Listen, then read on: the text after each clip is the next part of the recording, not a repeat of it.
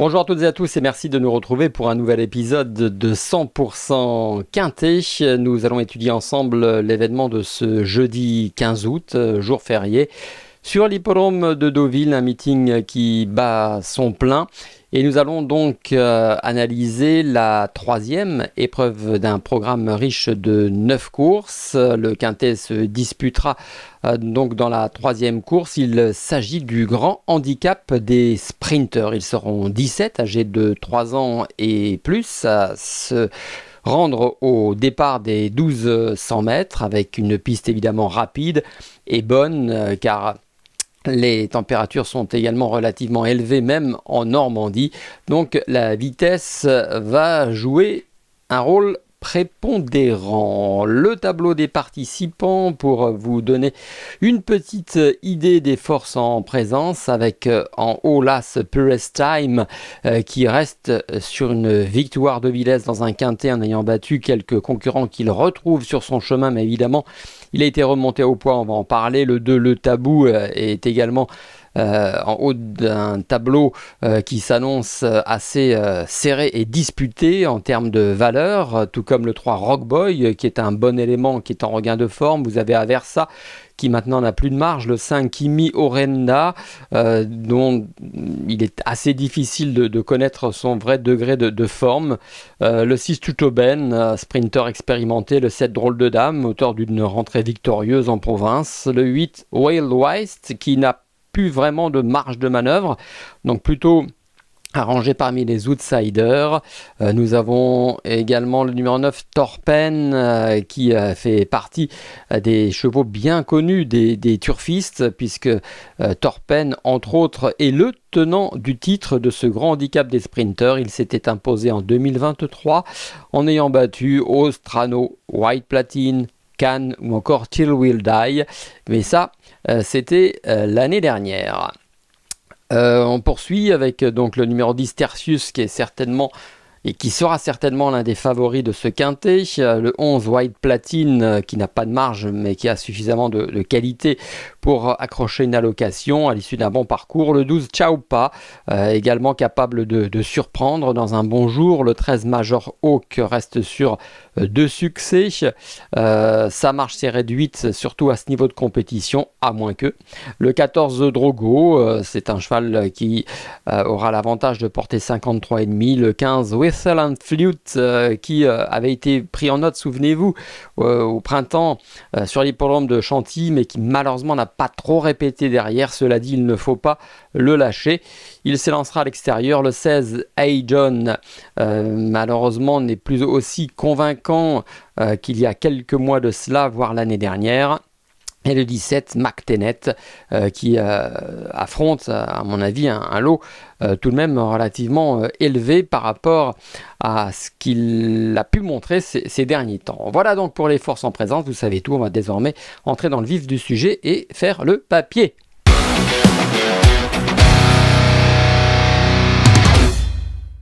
Le papier donc de ce quintet avec tout de suite mon favori, il s'agit du numéro 10 Tertius. Tertius, le numéro 10 qui est entraîné sur place par Marcus Nigueux, un cheval que vous connaissez de qualité, qui a hérité de la corde numéro 2 qui est associée à Marie Vélon. Et on va regarder une course de référence, la course de référence par excellence, celle du 7 juillet dernier sur l'hippodrome de Deauville, le prix de la place Morny, où ce jour-là, Tertius avait terminé à la deuxième place d'un événement remporté souvenez-vous, par Purest Time.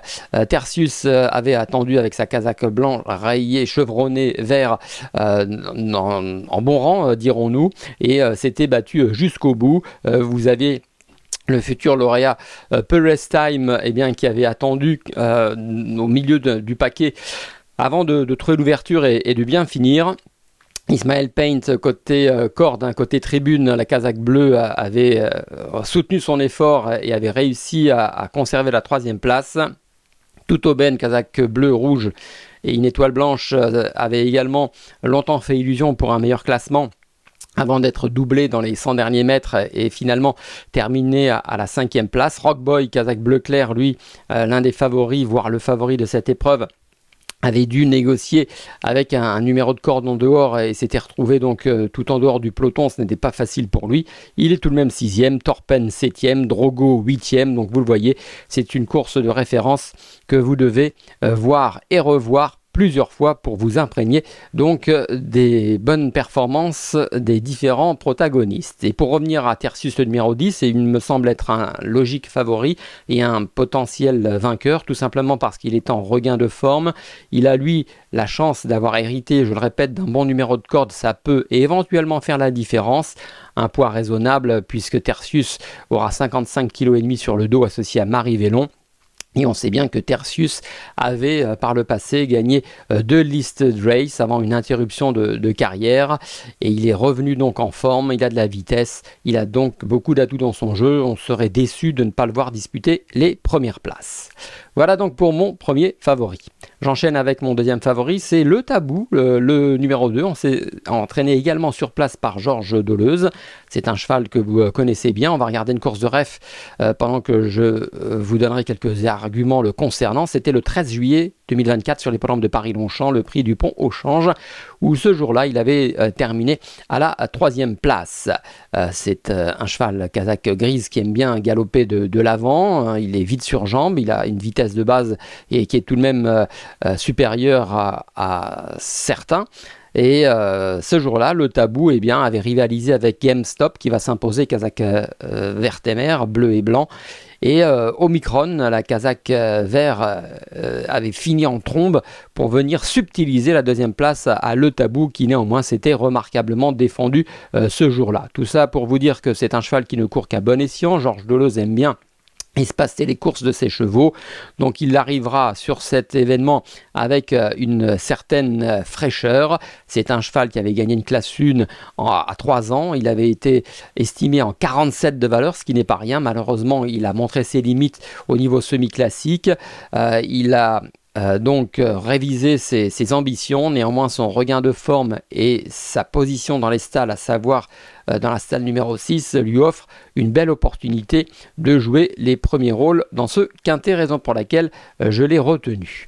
J'enchaîne avec mon troisième favori, c'est Drôle de Dame, entraîné aussi à Deauville. Peut-être va-t-on vers un tiercé deauvillais. Drôle de Dame entraîné par Stéphane Vattel, que vous connaissez bien. Elle avait gagné un quintet, elle, l'année dernière, à pareille époque, à Dieppe. On va regarder d'ailleurs cette course de référence. C'était le 29 août, précisément, en 2023. Et ce jour-là, elle avait donc dominé ses adversaires dans la phase finale, se montrant particulièrement courageuse.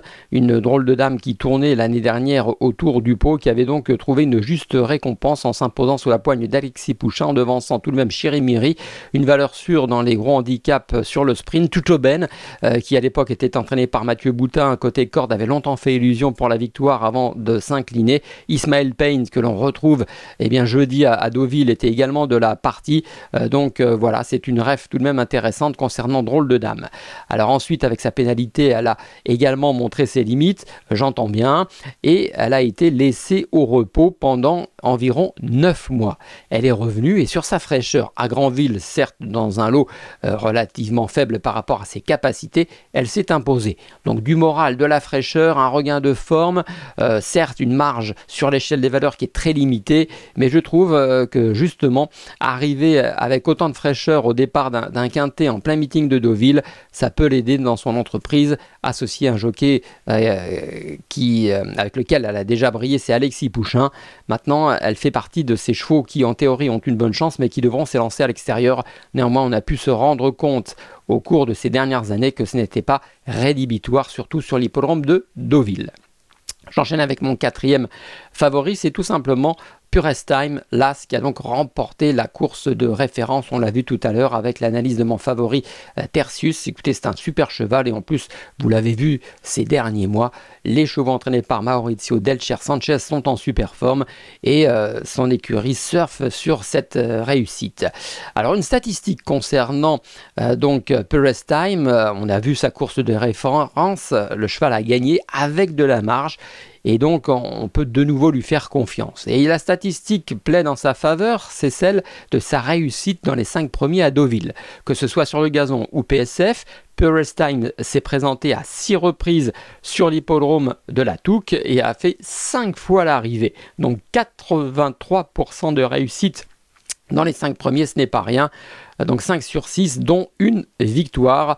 Un cheval donc qui mérite le respect. Évidemment, il a été remonté de 3 kg sur l'échelle des valeurs. Ce n'est plus aussi simple, mais ses limites sont pour l'instant inconnues. Et quand la forme est là, il ne faut pas la sous-estimer.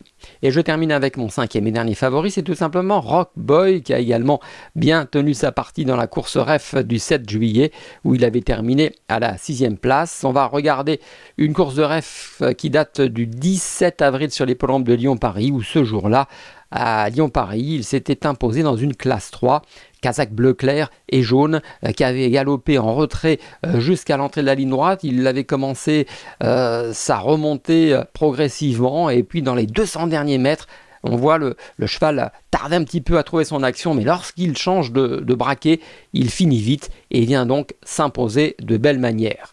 Alors en ce qui concerne Rock Boy, entraîné par Richard Chottard dans le sud-est, eh bien Rock Boy, c'est un cheval qui était invaincu à 2 ans en 2 tentatives, qui ensuite pour sa rentrée à 3 ans avait remporté le Jebel, c'est un groupe 3, toujours convoité par les professionnels, et malheureusement des ennuis de santé ont freiné la carrière de ce bon cheval. Donc une grosse absence, quasiment 2 ans. Il est revenu en forme et il a trouvé sa voie, semble-t-il, dans les gros handicaps. En tout cas, dans la course de référence, il s'était bien comporté. C'est un cheval qui peut-être serait mieux avec un parcours avec tournant. Ce ne sera pas le cas évidemment jeudi, puisque c'est un parcours rectiligne. C'est un cheval qui a tendance à se dépenser, qui déploie de belles foulées et des foulées assez rapides.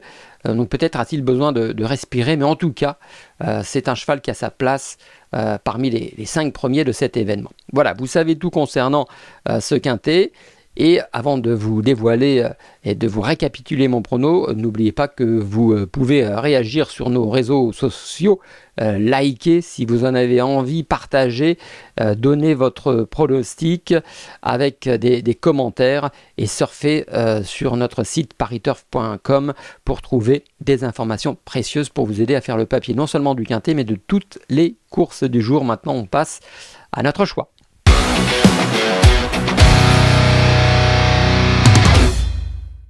Mon choix concernant le quintet de ce jeudi 15 août sur l'hippodrome de Deauville avec mon favori le numéro 10 Tertius. Ensuite j'ai fait confiance au numéro 2 Le Tabou. Le numéro 7 Drôle de Dame, auteur d'une rentrée victorieuse. L'As Perestheim qui est en pleine forme en ce moment.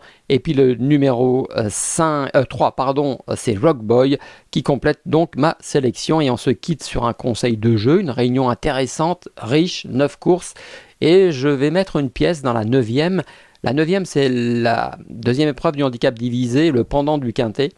Et je mettrai une pièce sur le 911 Scarface, car attention, il a bien couru, je trouve, lors de ses 2 dernières tentatives. Mieux couru en tout cas que ne l'indiquent ses classements. Son entraîneur, Cédric Boutin, ne cache pas sa confiance. C'est un cheval qui est expérimenté dans ce genre de tournoi, qui est donc à la fois talentueux et correctement placé et donc bien engagé. C'est la raison pour laquelle je le jouerai en jeu simple et le prendrai en base de jeu pour d'éventuels couplets, voire trio. Mais évidemment, la course s'annonce très ouverte. Voilà concernant les informations de ce jeudi 15 août sur l'hippodrome de Deauville. Merci à vous, merci de votre attention. Bon jeu à toutes et à tous et à très bientôt pour une nouvelle émission 100% quintet. Bye bye.